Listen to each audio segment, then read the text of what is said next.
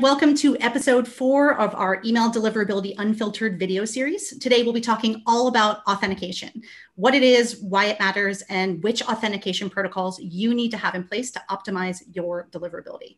Authentication is one of the more technical aspects of email, and while it may not be everybody's favorite topic, or in fact, maybe it's your least favorite topic, it's a very important one for deliverability.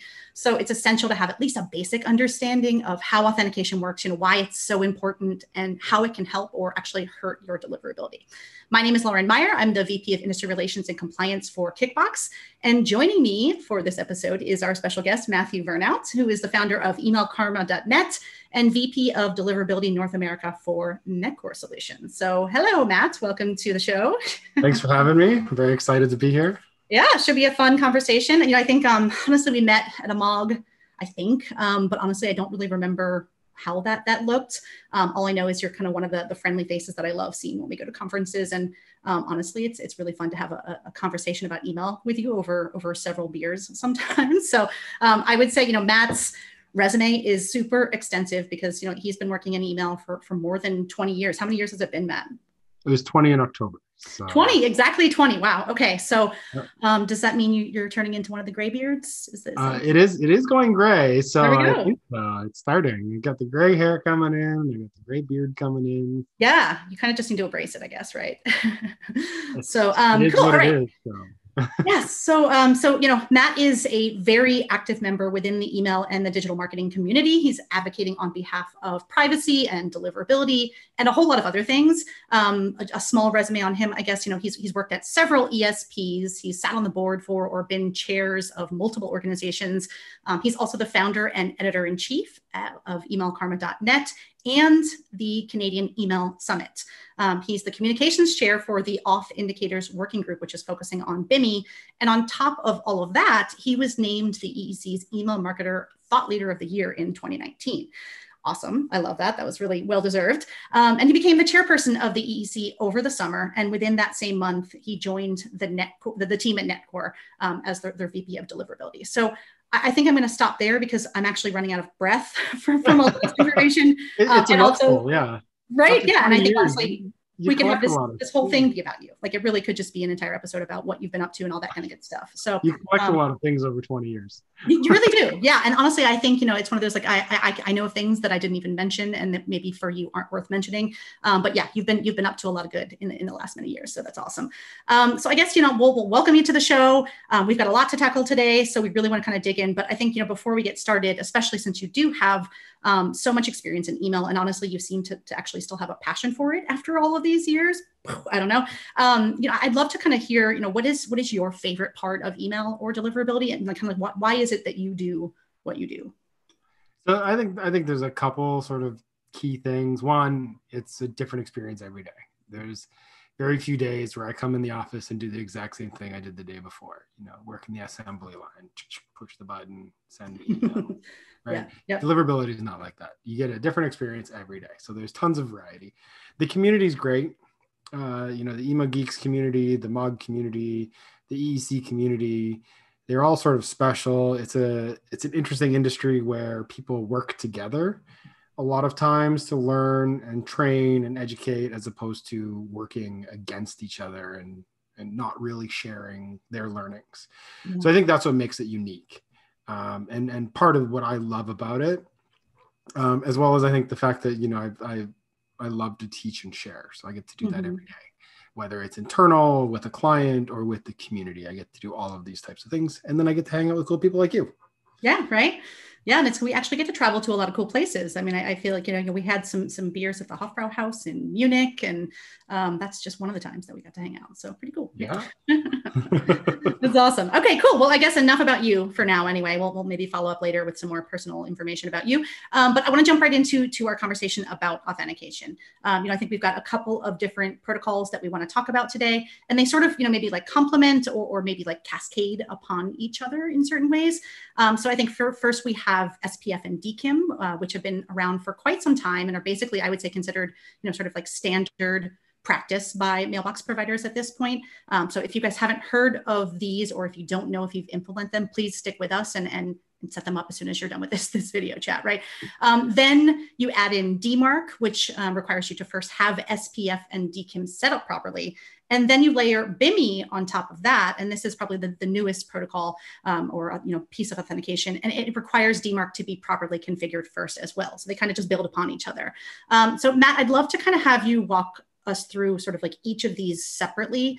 But I guess first, before we jump into them, like can you tell us sort of like, why authentication is important in the first place, right? Like, what's the point? Like, why are we even talking about this? Why are we even doing this?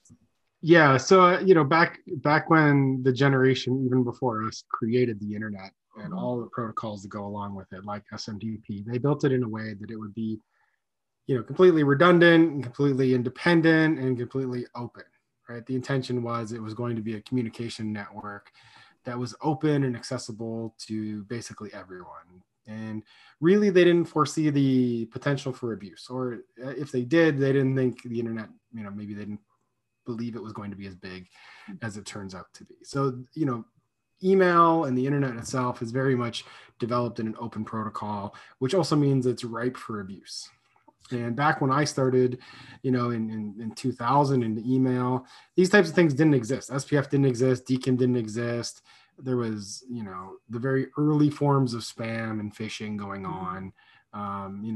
They existed at the time when I joined, but like they weren't in the billions and billions of messages that they are now. So as part of that, as domains got spoofed and as brands got phished and as sort of the criminal element of the world moved online, because they could do it from home, there was less risk of being caught, etc. It became much more of a problem. You couldn't tell if it was actually Bank of America sending you a message. So the industry got a bunch of smart people together, sat down and said, well, what do we do about this? And, SPF was sort of born from that. It was like, if we can list all the mail servers that are allowed to send mail on behalf of a domain with our sender policy framework authentication record, that at least gives the receiving side a chance to say, is it potentially legitimate from this brand? Which was great. However, being an open standard, you're not always validating against the proper domain when you're sending on behalf of a client or you're sending on behalf of another network. So even that was a bit easy to get around after a while. Like people figured it out. So then, Microsoft decided that they were going to implement Sender ID, which checks the friendly from domain as opposed to the envelope from domain. It basically does the same test as SPF. The challenge was it didn't really catch on outside of Microsoft. SPF was widely adopted by the industry, and Sender ID didn't quite get the same footprint. So eventually it was sunset in favor of Sender ID. Around the same time, we saw domain keys and IIM, which was the Internet Identified Mail, get created, which were basically, again, two very similar, near identical protocols, one being managed by Yahoo and the other one being managed, I think, by the open source community. I don't quite remember. But then eventually those merged and became Domain Keys Identified Mail. So they merged and became DKIM, which allows you to authenticate the content of the message and a select number of headers of the message in order to prove that the content is the same as when it was sent. Mm-hmm. So you have the ability to check the source, you have the ability to check that the content is the same, and you can pair those together and build sort of a reputation profile and build is this probably from the right source or an approved source. Okay. So working all together, those solutions build sort of that authentication framework that we've come to rely on. And like you said, really should be the minimum standard of setup for anyone doing commercial mail, corporate mail. Mm-hmm. And honestly, if you own your own personal mail domains, you should be doing that for your own personal mail as well. Cool. All right. Well, welcome to the long-winded answer. Right? There's a lot to go through here. So yeah. So I guess, let's maybe just jump into see, like you already touched upon a lot of these. So I guess with SPF, Sender Policy Framework, like, is there anything more that we should say? Are there issues with SPF that people should be aware of, or things that they should be, I don't know. Yeah, I think I actually recently wrote about this on the netcorecloud.com blog around, like all things in life, you need to do a little bit of housekeeping every once in a while. And, if your SPF record gets out of date, if it gets stale, if you continue to add protocols and add suppliers to your SPF record, you can bloat the record beyond the specifications, which can cause delivery issues. So that's something that I've seen, in my past investigating SPF and working with brands and doing reporting and stuff on adoption of SPF. A lot of people will have, they'll add their email service provider, they'll add their ticketing support service, they'll add their CRM platform, they'll add, their own website, they'll add their corporate mail servers, and all of a sudden it's 20 lookups in the record. Right. Which the standard limits you to 10. So in those cases, that's where you want to start looking at things like segmentation of subdomain and using subdomain for email marketing, subdomain for your CRM, subdomain for your ticketing systems, et cetera, so that you can properly segment those and authenticate them properly. So I think that's probably the biggest challenge. Otherwise, you get into sort of the debate of tilde all soft fail versus minus all hard fail. Which we don't have time to have that conversation. Yeah, that's a whole another layer than this. Yeah. Yeah, but I think those are the big ones. Soft fail for most people is more than acceptable. But if you want to be sort of more aggressive and you're more sure of your records, a minus fail is perfectly minus all is perfectly acceptable. Okay, cool. All right, awesome. Well, let's move on to DKIM. So I guess I'm kind of curious, like what issue did DKIM solve that SPF didn't? So that's a great question. It solved a few things. I think sort of the idea of like man in the middle. Someone could intercept the message during transit and change content or replay content forward with different URLs within the message or change content within the message. And what DKIM allows is basically the receiving side to prove, stamp A matches stamp B when it arrives. So therefore, we can trust that the message wasn't wasn't changed during transmission. And that's not really something that SPF is even testing, right? SPF is testing where did it come from and was it approved to come from there, as opposed to what's going on with the content. Okay, awesome. Kind of simplifying some of these things too. So of course. It gets way more technical than all of that, but that's the 10,000 foot view of what it does. Yeah, and I think that's, this is meant to be kind of high level, right? Like this is like, if you don't know what these things are, here's a nice little introduction, hopefully to get your feet wet and give you that motivation that you're going to need to go actually look this stuff up and kind of have that like ice cream headache of what does that sentence mean? Like, okay, I read it 15 times and what, so yeah, cool. Okay, so let's see. So we've got DKIM, we've got SPF. We can talk about maybe some of the newer ones. And, I wouldn't say that DMARC is new, since it's actually been around since like 2012. But I do think that there's still a lot of people who don't know about it. They don't know what DMARC is. And for this reason, like adoption has actually been kind of low considering how many people are sending email, right? Valley Mail actually had a study released, I think over the summer, that indicates that while DMARC adoption has increased 48% over last year and almost 2.5 times higher than the number from 2 years ago, we still only have about maybe 1 million domains that have published DMARC records. And they've only gone as far as like about, like monitor mode, right? So let's talk about that, right? Like first, what is DMARC? How does it work? And kind of, what the heck is this monitor mode stuff? Yeah, so DMARC is basically a way that as a domain owner, you can request certain actions from the receiving side in regards to, did my messages properly authenticate with SPF and or DKIM? So only one of the two has to properly authenticate. And I think that's something that a lot of people are confused on.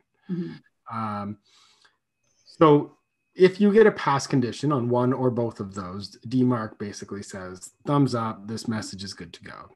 If you get a fail condition on both of those, you can make that request of take no action, which is sort of the monitor mode. Take an action to put the message in the quarantine folder, because I'm fairly certain it's not from me as a domain owner because it fell outside my authentication records, but I'm not 100% sure I want you to get rid of it. Okay. Yeah. And then finally, there is the reject request. So basically you can say, I'm really sure that everything I send is well authenticated. And if you get something that's not authenticated, chances are it's not me. So get rid of it. And just reject the message. So you have like a none policy is what it's called, a quarantine policy, and a reject policy. Okay. Along with all of that, you can ask for reports to be sent from you, sent to you, which is, I think, the real power of DMARC. Yeah. And you can take those reports. Most of the big providers send them to you, although Microsoft, as far as I understand, does not send them to anybody. There are some rumors that they have a partnership with a single vendor that they do send, but I have yet to get that confirmed by anybody. So as far as I know, Microsoft does not send reports, and they haven't for about 3.5 years. But basically the reports come back with a count of the IP that sent the mail, the pass-fail condition, the domains that they saw within that, so that you can understand if you're being phished or spoofed or improperly authenticating your mail.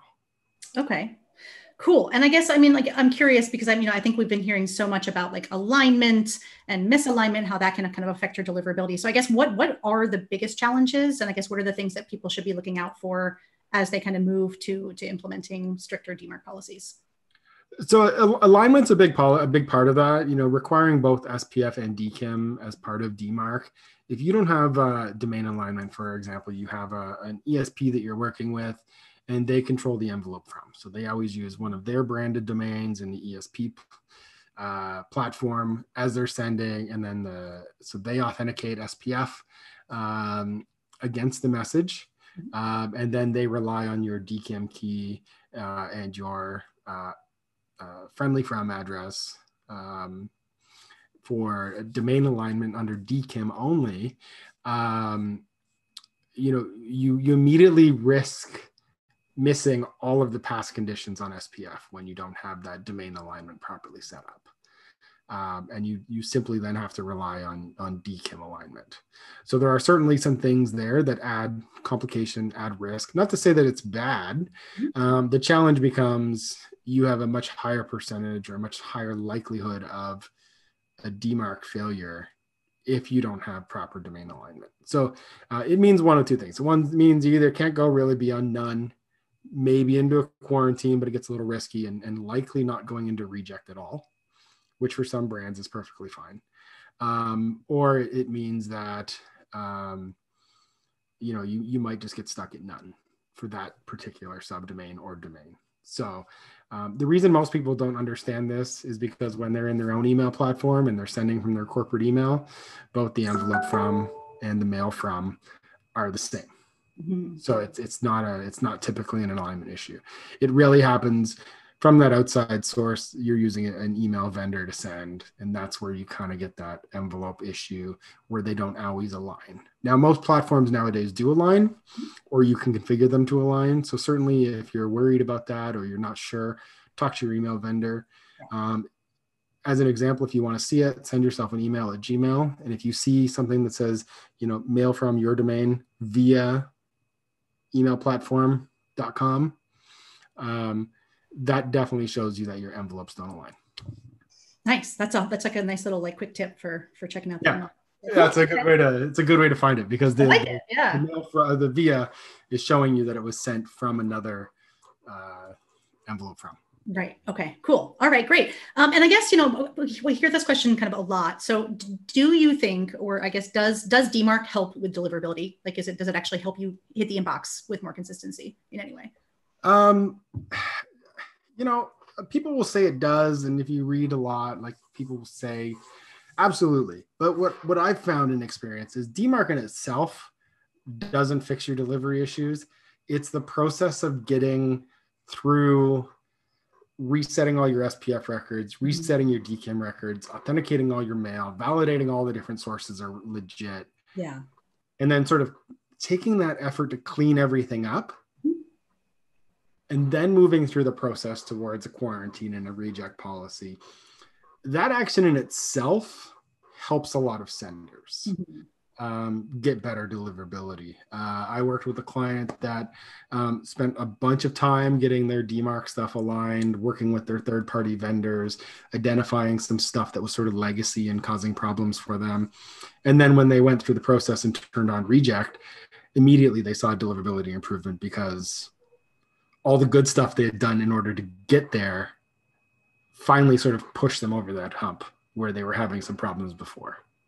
I like that. Yeah. And I think I've heard this, the same kind of thing with like, like when you get yourself like certified with Return Path, for example, or, like anything like that, where it's more of like that audit process, that process of like getting yourself certified that actually gets you to the point where your deliverability is pretty awesome. So that's a cool benefit. And I guess, the other one that I can think of in terms of, benefits for deliverability is more just the fact that if you happen to get spoofed, and you're aware of it or you're protected from it, then your impacts to deliverability might be less. So I think there's always that. Sure. Right?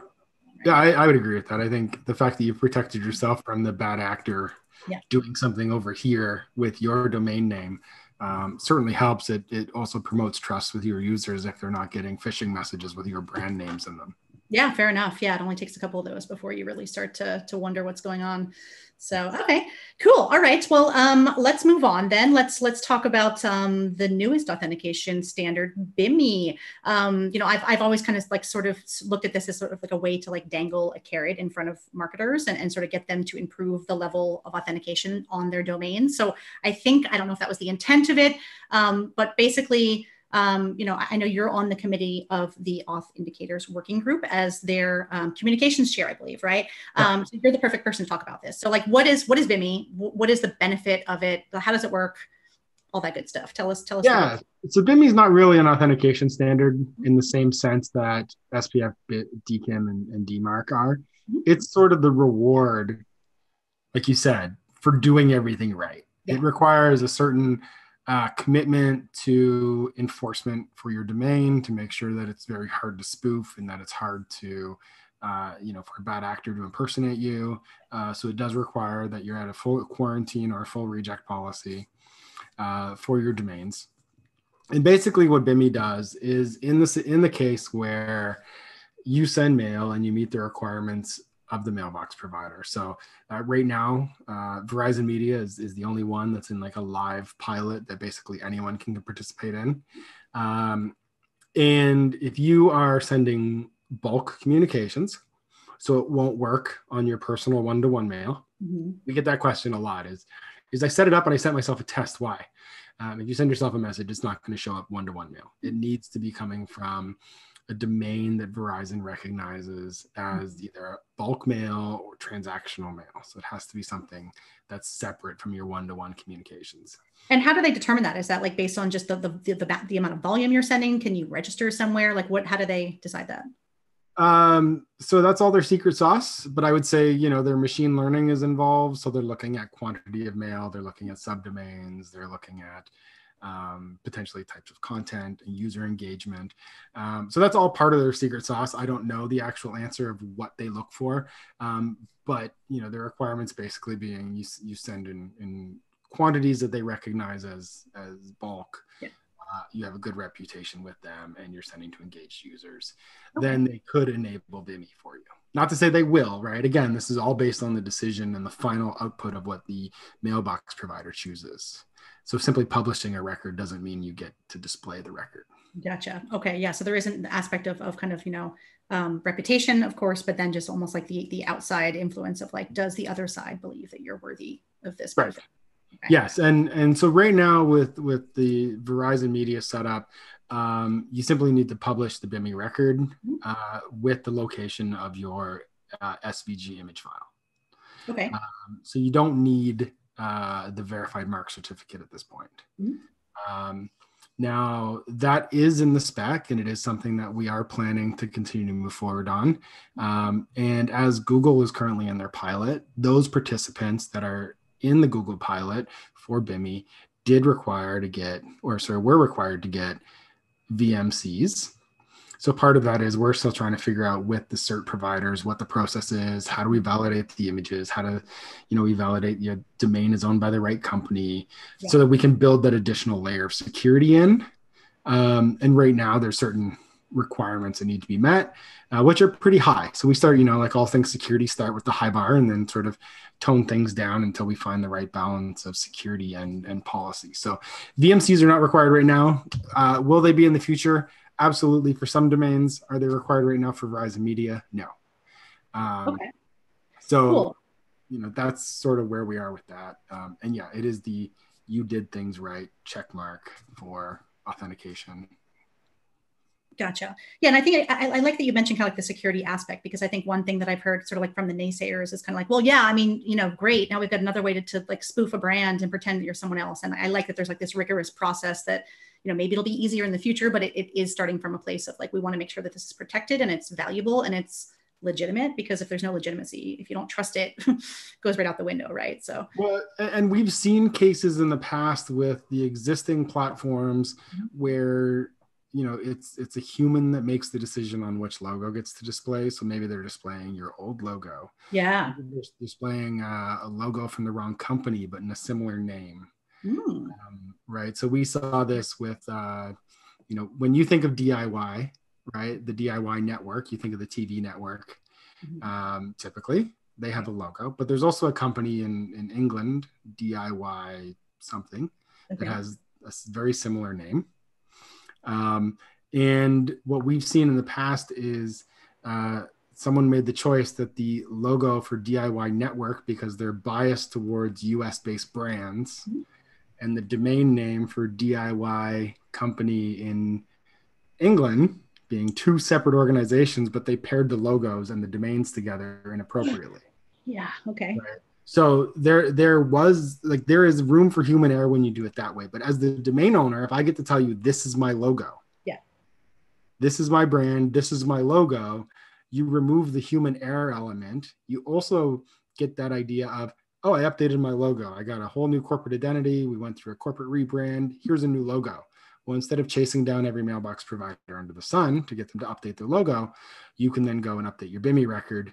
And within a short period of time, all the mailbox providers are displaying your new record instead of your old one. That's magic. Centralized control by the brand.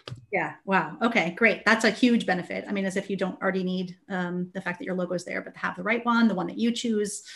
Great news. Cool. And we even bake in the idea of having like a seasonal logo. So if you wanted to have a holiday logo with snow and a Santa hat on it or something like that, the idea of using the selector, much like DKIM uses, you could have like selector winter for BIMI. And then when you send the mail, you could say, use the winter selector. And then they could choose to change the. Oh, wow. Okay. Right now, we're not quite there yet, but that's in the plans for future support. So that, if you have seasonal logos or, say you're Starbucks and all of a sudden it's pumpkin spice season, you want to send a yellow or like an orange and red logo instead of your green and white one, you could have pumpkin spice season logo. Yeah. Right. Yeah, there's so many possibilities. Awesome. Yeah, I'm really looking forward to see kind of what comes next with this. I mean, seeing more people adopt it. So far, Yahoo's got it live. Verizon Media Group has it live. Whoops, little slip there. Gmail's working on their pilot. So cool. All right. Great. Okay. So I think we've got the basic standards and protocols and BIMI, since it's not one of those covered. So maybe just a couple of other questions that people might have when it comes to authentication. So one is, what domains maybe matter within the email headers? Like, do they all have an impact? Is it just most important, like which ones should they be focusing on having aligned or just really focusing on having a good reputation for those? So depending on who you talk to, I've heard anti-abuse providers and mailbox providers say, align as much as you can across the entire content of the message. Okay. So envelope from, mail from, message IDs, links, all of those, as best you can, align them to a similar organizational domain or the same organizational domain. Subdomains are also good for those types of things, but the less variation you have in those types of places, the less reputation opportunities you have for a problem, if you will. Okay, that makes sense. Yeah. If you build good domain reputation and you use that domain everywhere, you don't have that risk of a bad domain causing problems. I'm sure you and I have both seen it over the years where someone sends a message with a link to a blacklisted domain and their message doesn't deliver. While they have a good reputation as an organization, the source that they're pointing to has a poor reputation, and that absolutely impacts reputation. So, impacts delivery. So as much as you can, align everything. But I think, the key ones are your mail from and your envelope from, aligned with your DKIM key, and your, SPF. So those are the ones that absolutely, where you can align those, absolutely align those as best you can. Okay, awesome. DMARC naturally aligns with that. Yeah, fair enough. Yeah. And then BIMI as well, right? So they all sort of rely on at least the D equals in DKIM, that domain as best you can align to that. Okay, cool. Yeah, and I guess just kind of a random offshoot question, like does, domain age, I mean, I know domain age absolutely matters, but like if you're going to set up a brand new domain, you want to authenticate it probably pretty quickly. Like how is there a certain like resting period or a way that you kind of need to get that domain up and running without it being flagged as an issue?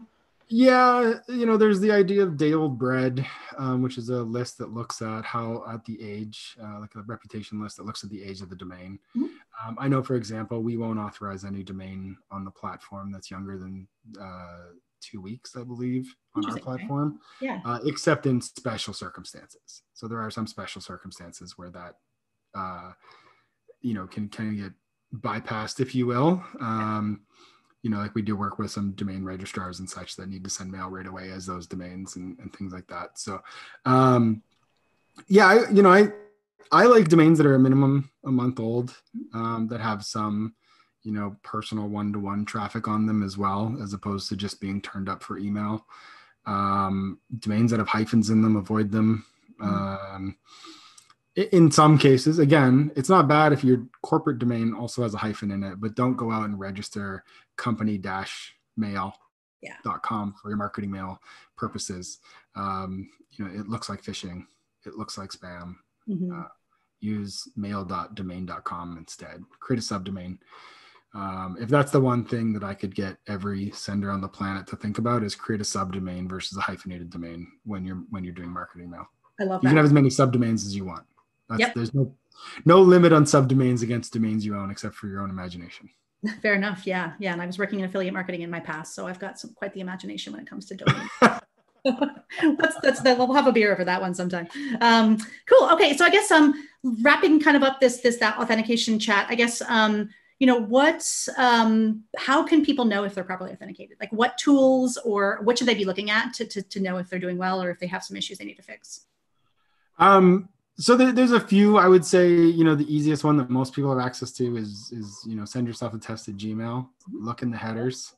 The headers will tell you there is an authentication results header that you can read that will basically break out what happened with your SPF, what happened with your DKIM, what happened with your DMARC, and it will show you pass fail results. It will give you some information there.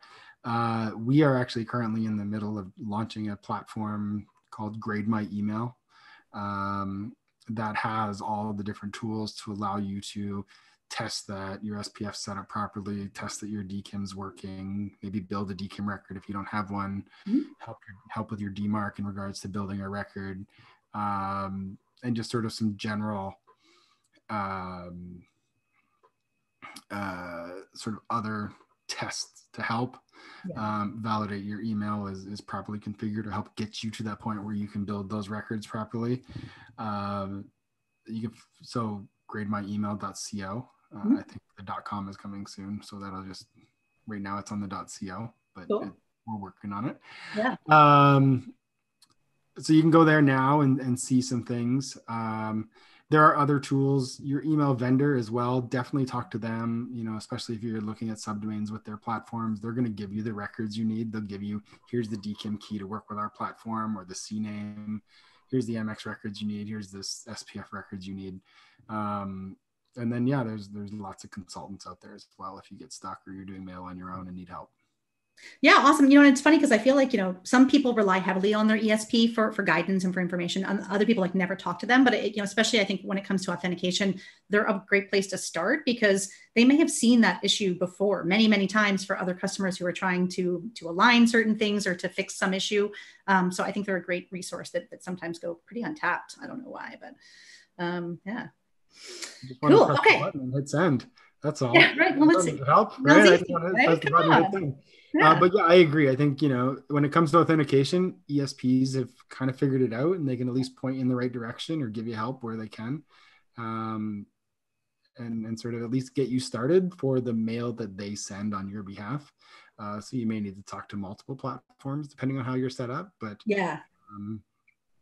Like I said, there are lots of places that provide free tools and free information for helping set that up. But yeah, start with your ESP, and if not, start with a consultant and move on from there. All right. Awesome. Cool. Well, I think we have authentication covered as well as we have time for today, at least. Let's say that. Hopefully this was a nice kind of sort of, intro to it for certain people. But before we sign off, I kind of want to just circle back. Again, you've got 20 years in the industry. We've got some people that are a couple of years in. I'm 14 years in myself. So if you had to kind of give, like in terms of your career in email, in deliverability, like if you had to give one tip to our audience about how they can better develop their career, or what thing maybe you would have done earlier in your career you wish you would have done, like what's your advice for all of us? Well, early in my career, there was no community the same way, right? Yeah. There's a few of us OGs still hanging around that have known each other 17, 18 years because we all kind of stumbled around in a dark room, kicking things, trying to figure it out as we went. But I think, like I said at the beginning, join the community, get involved, search on your social platforms for #emailgeeks. There is so many people talking about email and providing content and willing to answer questions. Whether you're just starting, I've like I said, I've been around doing this a long time, and I get stuck from time to time. Yeah. Right. I get stuck I don't understand why this has changed. I don't understand what this is saying, because some things just aren't intuitive. But chances are, if you know enough people, someone has seen it, just like you were saying, right? Someone has seen this before. If you're involved in communities like MOG, that's a huge help too, because you can reach out and sometimes actually connect directly with the mailbox provider that might be returning an error code that doesn't make sense to you. Yeah. And they might be able to give you a bit of advice to say, well, did you look at this little thing over here? Or, I simply don't like the way that your reverse DNS is set up. If you go and change that so that I actually believe that you're a mail server and not a dynamic IP space residential IP, right? There are things like that most people won't catch. There are things that I've learned as a deliverability person, kind of jack of all trades. I know enough about coding HTML to be dangerous. I know enough about DNS that I can set it up and manage it if I need to. I know enough about reading bounce codes that I can interpret most things easily. Authentication, right? So you kind of need to be a jack of all trades. You can kind of master a few of them. I think privacy aligns nice from a compliance and deliverability point of view to help understand different privacy legislations around the world and anti-spam laws and things like that. So there are, you have to be open to continuously learning. I think that's the other piece, right? I was recently asked that, right? Like, how do you stay on top of things? I read every day. Yeah. I'm reading blogs, I'm reading Twitter, I'm asking questions, I'm involved in the conversation. I take that, I regurgitate it all, I spit it back out on the web as helpful advice. And if honestly, if the community doesn't exist for you, build it. People will come. People want a place, right? Email Geeks didn't turn into 9,000 people overnight on the Slack. It was a community that was built through word of mouth. Yeah. And if that community for you and your vertical doesn't exist, build it and start talking to people and start collecting those contacts. I think that's sort of it. I think my outgoing personality has helped me in that regard. I think a lot of people that are maybe a little more introverted have a challenge with like in-person events, but online they're much more engaging. So I think join a community, and if you don't have one, build it. I like it. It's good advice. And that's, I mean, honestly, I'm even just thinking back to, this is a couple of years ago now, but when the botnet issue happened, where tons and tons of people were like listed by Spam House overnight, everybody was kind of, it sounds like sort of like trying to figure it out themselves. Either they're a one person team, or they've got a small team and they're like, I don't know, my gosh, we're so screwed. And then you start talking to people from other companies, even though they're competitors, but you're in the same boat and you're dealing with the same issue. And so like the knowledge sharing within our industry is so awesome. People are willing to help you because they've been in that situation. So I think like in that situation, it was like, okay, let's come together. Let's all share information and solve this in a larger way. And I think that's just like the beauty of MOG and Email Geeks and Email Experience Council and all these different organizations. So yeah, totally support that. And we've seen that exact thing play out multiple times in the industry. We saw back, what was it, like 8 years ago, the Adobe gang, whatever they were called, was breaking into ESPs and using their platforms because they had compromised server accounts, they had compromised client accounts. And it was like, how are they doing it? How are they getting in? And as a group, we kind of worked together and came together as an industry. And eventually, I believe, actually people went to jail for it. So, we were able to figure it out and kind of point fingers in the right direction and get law enforcement involved.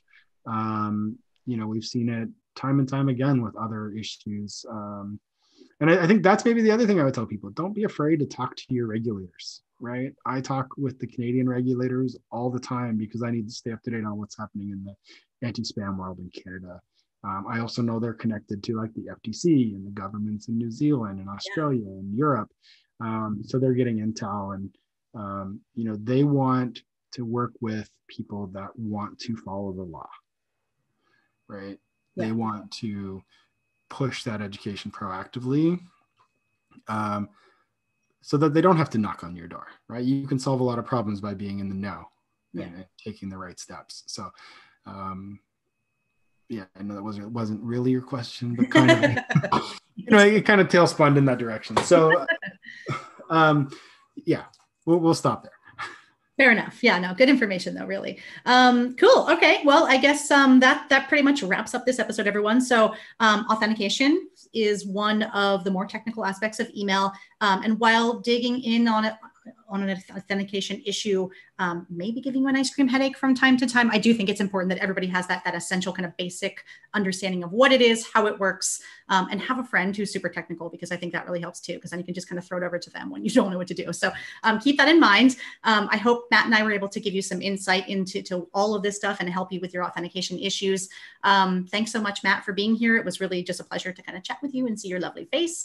And I guess, fellow email geeks, stay tuned for our next episode. We're going to be digging into a topic that is very near and dear to my heart, which is permission.